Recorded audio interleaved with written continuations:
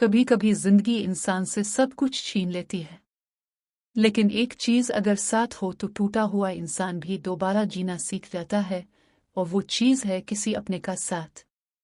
यतीम होना सिर्फ माँ बाप से महरूम हो जाना नहीं होता, बल्कि इसके बाद हर रोज अपनी इज्जत, अपने हक और अपनी शनाख्त के लिए लड़ना पड़ता है। जब इंसान के सर पर माँ बाप का साया ना रहे तो अक्सर अपने भी बदल जाते हैं। रिश्तेदार जिन्हें सहारा बनना चाहिए वही कभी कभी बोझ समझने लगते हैं। ऐसे में एक यतीम इंसान की सबसे बड़ी ख्वाहिश सिर्फ यही होती है कि कोई एक ऐसा शख्स मिल जाए जो बगैर किसी मतलब के इसका हाथ थाम ले और कहे, मैं हूं ना।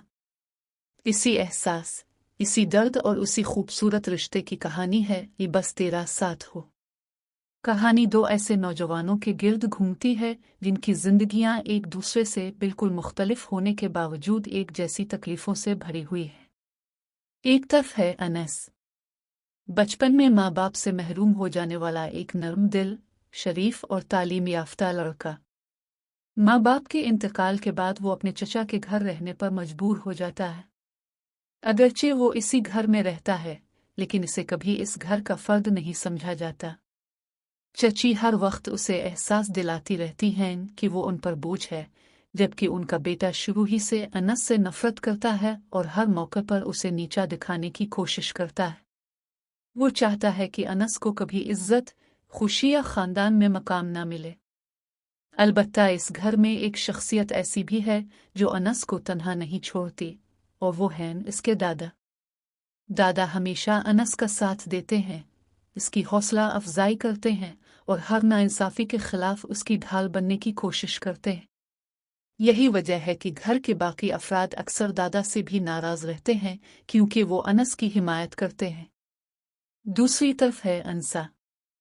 अंसा एक बाहिम्मत, खुददार और ज़हीन लड़की है, लेकिन इसकी जिंदगी भी किसी आजमाइश से कम नहीं।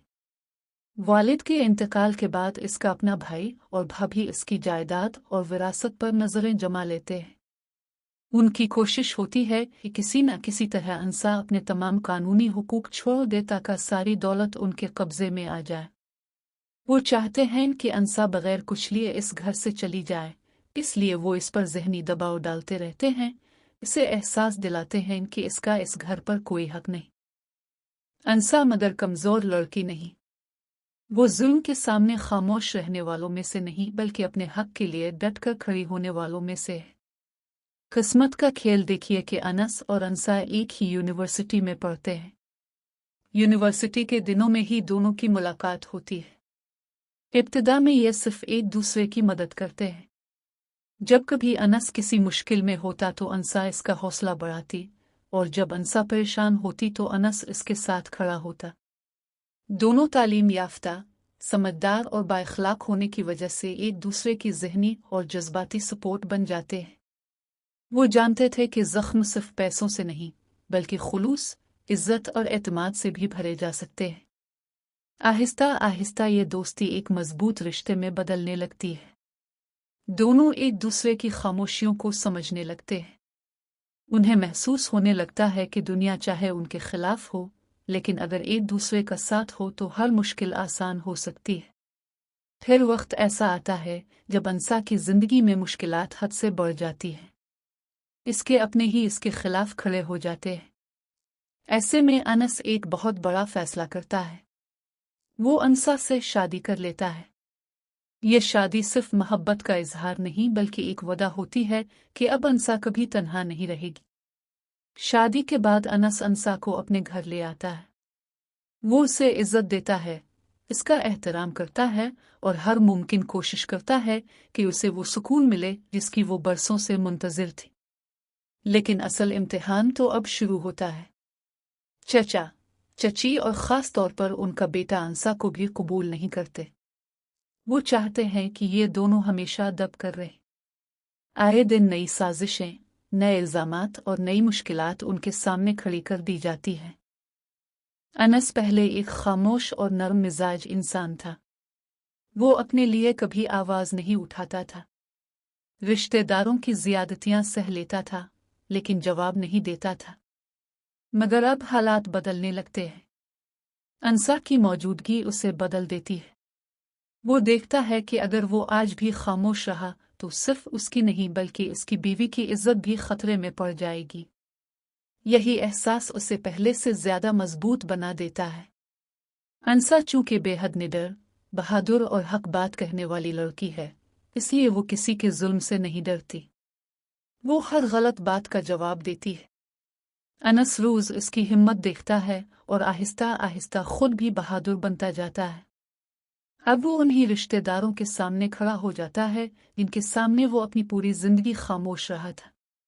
वो अपनी बीवी के हक के लिए आवाज उठाता है, इसकी इज्जत की हिफाजत करता है, उसे हर मुश्किल में अकेला नहीं छोड़ता।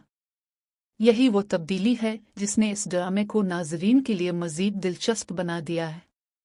आज ऑडियंस सिर्फ एक मोहब्बत की कहानी नहीं देख रही बल्कि एक ऐसे नौजवान का सफ़र देख रही है जो एक डरा सहमा हुआ इंसान था, लेकिन मोहब्बत और जिम्मेदारी ने इसे मजबूत, बाहिम्मत और गैरतमंद शौहर बना दिया।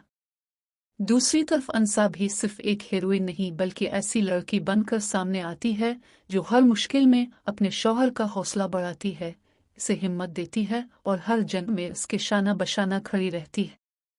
अब देखना यह है कि क्या अनस और अंसा अपनी मोहब्बत को खानदान की साजिशों, जायदाद की लालच और नफरत के तूफान से बचा पाएंगे। क्या अनस के चचा, चची और उनका बेटा कभी अपनी गलतियों का एहसास करेंगे?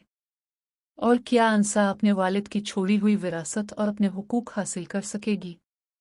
ये तमाम सवालात ही इस ड्रामे को हर नई किस्त के साथ मज़ीद दिलचस्प और सनसनीखेज बना रहे हैं, और यही वजह है कि नाज़रीन बेसब्री से हर नई किस्त का इंतज़ार करते हैं। अगर आपको हमारी आज की कहानी पसंद आई है तो वीडियो को लाइक करें, चैनल को सब्सक्राइब करना ना भूलिएगा ताकि अगली वीडियो की नोटिफिकेशन आप तक जल्द पहुंच जाए। आपसे मिलते हैं अगली वीडियो में, तब तक के लिए अल्लाह हाफिज़।